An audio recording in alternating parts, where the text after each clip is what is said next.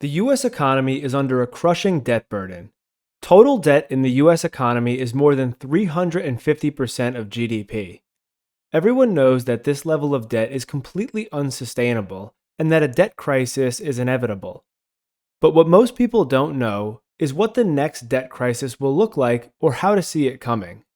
In this video, I'm going to show you a quick rule of thumb to help you spot where the next debt crisis will come from and what it may look like. As humans, we often assume that the future will look like the past, and the most recent memory of a US debt crisis came during the 2008 recession. The 2008 crisis was centered around the household sector and the banking sector. Total debt in the household and banking sector combined to reach 207% of GDP in the aftermath of the crisis. Today, household and banking sector debt is around 150% of GDP. Total debt in the United States is near a record high, more than 350% of GDP when counting the government and private sector. If the household sector and banking sector have a lower debt burden than in 2008, that means there has been a very sharp buildup in other sectors.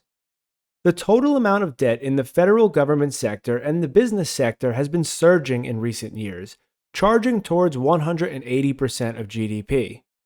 Not all debt is bad debt, but with thousands of years of history with debt, we have learned a few things. One thing that we have learned is that a little debt tends to be helpful and boosts the economy, but a lot of debt is dangerous, brings instability, and is ultimately harmful. But what is this magic line where debt transitions from being good to being harmful? When we review the research on debt, a range of 80% to 90% of GDP appears over and over.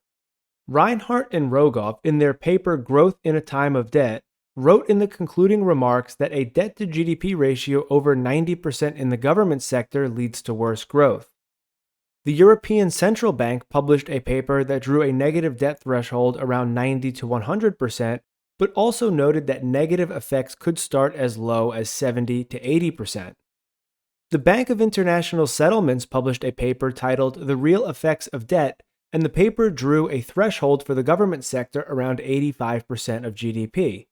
The corporate sector had a threshold around 90%, and the household sector was around 85%. The key point here is that across many peer-reviewed papers, we find the same general threshold for debt. When any sector has a debt load that's more than 80% to 90% of GDP, major problems start to emerge. It doesn't mean that a debt crisis is imminent, but the negative effects begin. Let's now review the major sectors of the economy and how much debt they have relative to our 80% to 90% debt to GDP threshold.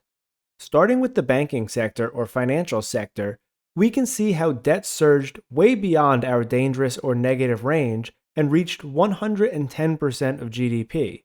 A banking crisis followed and the financial sector deleveraged.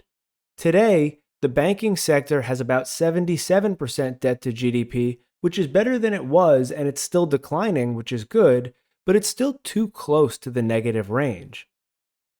Usually, debt accelerations happen in more than one sector at a time. Usually, two sectors are working together. The household sector had debt that increased way beyond the 80% to 90% range, and a household crisis was the result. Today, household debt is 75% of GDP, which is better than it was, and it's declining, which is also good, but it's still high relative to history and too close for comfort relative to the threshold for negative effects. If the banking sector and the household sector have lower debt, how is it that total debt continues to rise? The total US economy has not deleveraged at all since the 2008 crisis. All that happened is that we added debt in other sectors so that we could deleverage the problem areas of the banking sector and the household sector. When the 2008 crisis happened, government debt was relatively low and way below the problematic range. The banking sector and household sector were able to deleverage not because the system deleveraged, but only because we rather shifted the debt to the government sector. Federal government debt has now surged through the problem range and towards 100% of GDP. This doesn't mean that a crisis is imminent, but this is an area that will cause problems, and it already has. The business sector, which includes all corporations and all small private businesses, has been another source of massively increased debt and is flirting with the danger zone. Debt levels in the business sector are rising. So, our two sectors that are rising are business and government debt. Our two sectors that are falling are household and banking sector debt.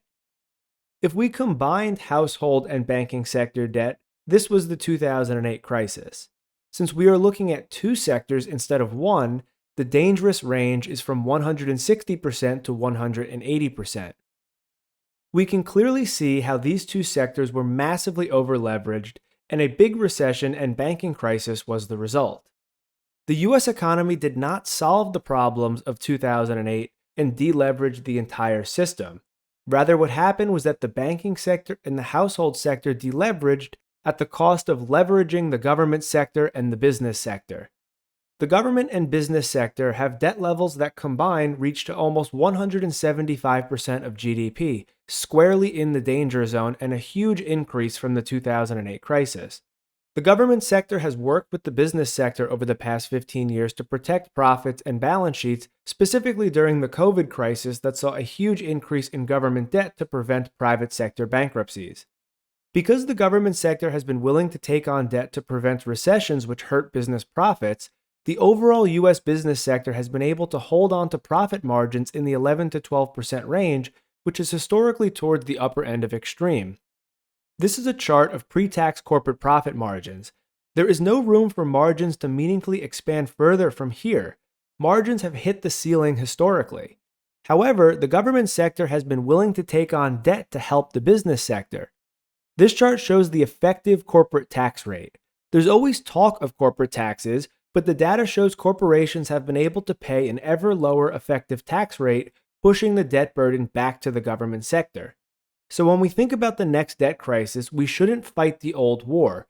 The household and banking sector are far from healthy, but they are slowly decreasing their debt burden and out of the research danger zone.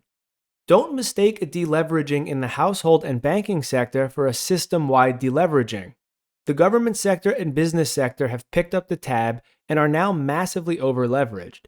The government sector can do things to prevent a default, but what this means is that unless the government sector goes deeper into debt, the next recession will fall very hard on the business sector.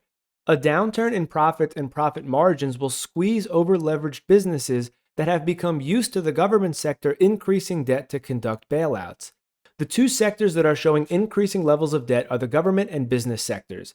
If we are looking to spot the next debt crisis, the data points towards the business sector or corporate sector, as many businesses will be heading into the next recession with highly leveraged balance sheets.